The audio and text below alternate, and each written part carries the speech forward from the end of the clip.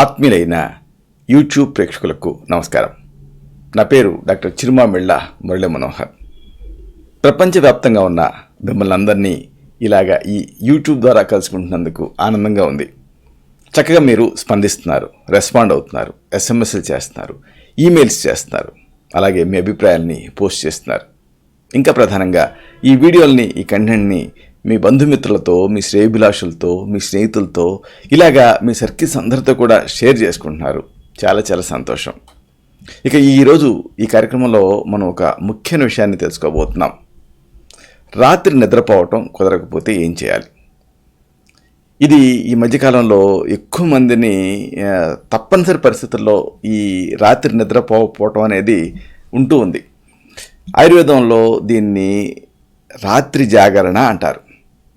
మామూలుగా దీన్ని నిశాచరత్వం అని కూడా అంటారు. అంటే మనుషులు ఏం చేయాలి? రాత్రి నిద్రపోవాలి, పగలు పని చేయాలి. ఇలా కాకుండా ఈ మధ్య తప్పనిసరి పరిస్థితులలో రాత్రి మేలుకొని ఉండాల్సినటువంటి వృత్తులు ఉంటున్నాయి. మహిళలు కానీ, అలాగే పురుషులు కానీ, ఎవరైనా సరే కొన్ని సాఫ్ట్వేర్ ఉద్యోగాలలో ఇలాంటి వాటిల్లో నైట్ టైం మేలుకొని ఉండాల్సి వస్తుంది. దీంతో అనేక రకాల అనారోగ్యాలు చుట్టుముడుతున్నాయి. ఇలాంటప్పుడు అసలు ఆయుర్వేదం దీన్ని ఎలా సమీక్షిస్తుంది? ఒకవేళ రాత్రి మేలుకోవటం తప్పనిసరి అయితే అప్పుడు దాన్ని కాంపెన్సేట్ ఎలా చేయాలి? అంటే దీనికి ప్రత్యామ్నాయాలు ఏమిటి? లేకపోతే ఇలా రాత్రి మేలుకొని పనిచేయాల్సి వచ్చినప్పుడు అనారోగ్యం పాలవకుండా ఎలాంటి జాగ్రత్తలు తీసుకోవాలి? ఇది తెలుసుకుందాం. ఎందుకంటే ఈ మధ్యకాలంలో పరిస్థితులు బాగా మారుతున్నాయి. ఇలాంటి మారుతున్నటువంటి పరిస్థితులకు అనుగుణంగా ఇటు పురుషులు అటు మహిళలు కూడా రాత్రిళ్ళు విధులు నిర్వహిస్తున్నారు, ఉద్యోగాలు చేస్తున్నారు. అలాంటప్పుడు నిద్ర విషయంలోనే కాదు, తీసుకునేటువంటి ఆహారం, అలాగే జీవన శైలి, వీటిలలో మార్పులు చేసుకోవడం అనేది తప్పదు. ఇవి ఎలాంటివి? ఈ మార్పులు ఏమిటి? వరుసగా తీసుకుందాం. ఒకటి, ఆయుర్వేదం సూచించేటువంటి ముఖ్యమైన సూచన ఏంటంటే అసలు సాధ్యమైతే రాత్రి పని చేయకూడదు, నిద్రపోవాలి. అలా కాదు, తప్పని పరిస్థితులలో రాత్రి పనిచేయాల్సి వచ్చింది రోజువారీగా అంటే అప్పుడు రాత్రి నిద్రలో కనీసం సగం సమయాన్ని పగటిపూట భర్తీ చేయాలంటుంది ఆయుర్వేదం. ఇది ముఖ్యం.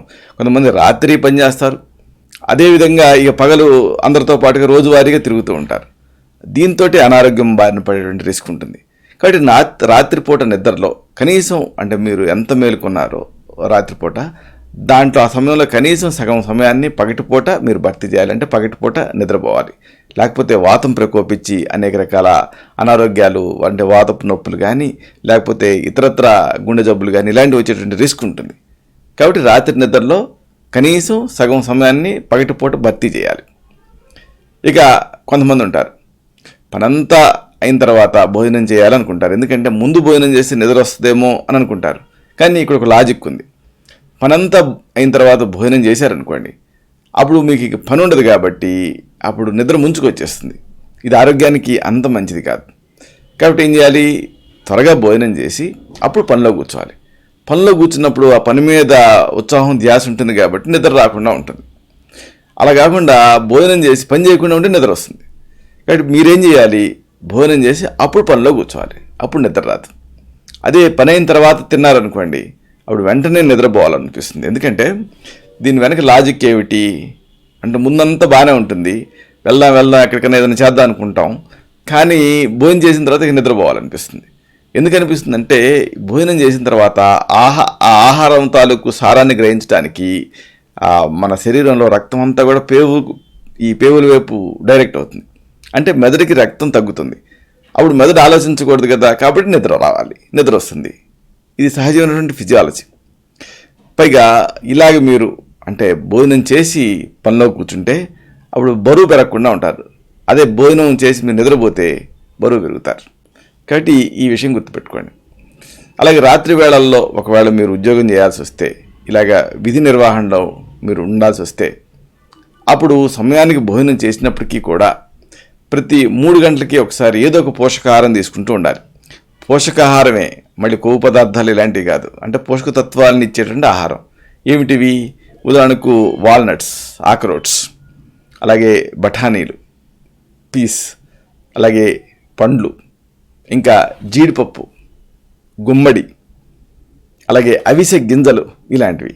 వీటిని స్నాక్స్ లాగా తీసుకుంటూ ఉంటే మధ్య మధ్యలో మీరు భోజనం చేసినప్పటికీ కూడా అప్పుడు అనారోగ్యం బారిన పడకుండా ఉంటారు. ఎందుకంటే వీటిలలో మాంసకృతులు ఎక్కువ ఉంటాయి. దీంతో వీటిని రాత్రిపూట మీరు తీసుకుంటూ ఉంటే బరువు పెరగరు, అదే సమయంలో ఎనర్జెటిక్గా అనిపిస్తుంది. ఇక వేళగాని వేళల్లో మీరు పనిచేయాల్సి వస్తే కొంతమంది ఏం చేస్తారంటే తప్పనిసరిగా స్టూడెంట్స్ కానీ వీళ్ళని చూస్తూ ఉంటాం, లేకపోతే ఓవర్ టైం వర్క్ చేసే వాళ్ళని కానీ టీ కాఫీలు ఇలాంటివి ఎక్కువ తీసుకుంటూ ఉంటారు. మళ్ళీ వీటితో అనారోగ్యం. మీరేం చేయాలి, నిద్ర గాయాలి తప్పదు అనుకుంటే బ్యాగ్లో ఏదైనా పండ్లు తీసుకెళ్ళండి. అప్పుడు ఆ టీ కాఫీ తాగాలి అనిపించినప్పుడల్లా కూడా ఈ పండ్లని ముక్కలుగా కోసుకొని తింటూ ఉండండి. అప్పుడు పొట్ట నిండినట్టు ఉంటుంది, అలాగే దీంట్లో ఎంతో కొంత గ్లూకోజ్ ఉంటుంది కాబట్టి అలసట దూరం అవుతుంది, అన్నిటికీ మించి నిద్ర రాదు.